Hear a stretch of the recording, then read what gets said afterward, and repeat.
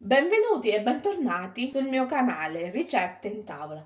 Io sono Marianna e oggi come ricetta del giorno vi propongo la torta arancia e cocco. Semplice da preparare e velocissima. Prima di lasciarvi al video io vorrei sapere cosa ne pensate delle ricette che vi propongo. Così si presenta una piccola fetta della torta. Come sempre vi ricordo che tutti gli ingredienti e tutte le varie info le trovate giù in info box. Buona visione! In un padellino verso il cocco che faccio tostare a fiamma bassa per qualche minuto.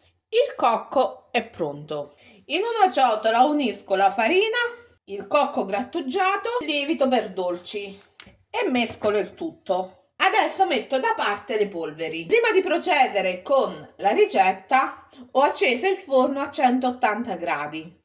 In una ciotola pulita ho inserito il burro che ho tenuto a temperatura ambiente per qualche minuto, zucchero semolato, la buccia di un'arancia grattugiata. Lavoro il tutto a crema.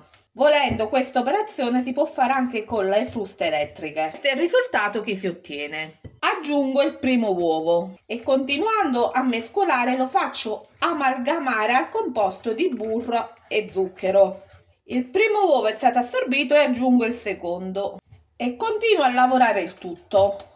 Infine metto anche il terzo uovo e continuo con il lavoro che ho fatto in precedenza. Volendo, se avete dei problemi, si può utilizzare anche le fruste elettriche oppure più semplicemente una frusta a mano. Ho unito un paio di cucchiai di farina, cocco e lievito e continuo a mescolare. Poi stempero il tutto con un po' di latte, continuo ad amalgamare. Continuo così fino a quando non ho esaurito sia gli ingredienti secchi che il latte. Alla fine si ottiene un composto denso ma abbastanza liquido. L'impasto della torta è pronto. Ho preso una tortiera di 20 cm di diametro che ho foderato con carta forno. Al cui interno verso il mio composto della torta.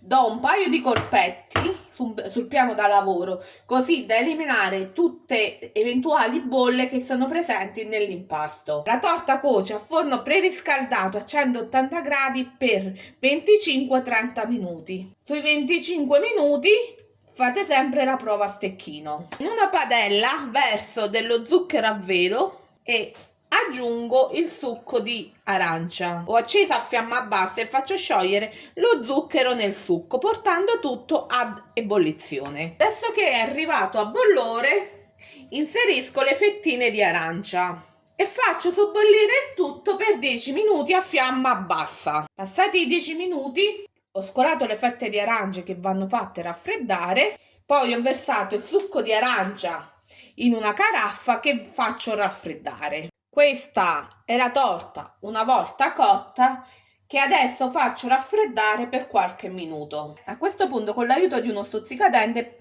fate tanti buchini sulla superficie della torta. Una cosa importante che mi sono dimenticata di dire è che la torta non va tolta dal suo stampo, va fatta raffreddare qua dentro. Praticamente più buchi si fanno sulla superficie, più la torta quando diventerà fredda all'interno risulterà umida. Ora con l'aiuto di un cucchiaio si inizia a versare il succo di arancia sulla superficie della torta. Non vi preoccupate se sembra che il succo di arancia sia in eccesso, in quanto poi la torta riuscirà ad assorbirlo. Fatta questa operazione non rimane altro che aspettare che la torta si raffreddi. Questa è la torta una volta raffreddata. A questo punto non rimane altro che togliere dalla teglia ed eliminare la carta forno. Così si presenta la torta una volta impiattata. Ho ripreso le fettine di arancia ormai fredde che vado ad adagiare sulla mia torta. La torta di arancia e cocco è pronta. Grazie per aver guardato fino a qui. Ci vediamo al prossimo video. Buon appetito e come sempre, ciao!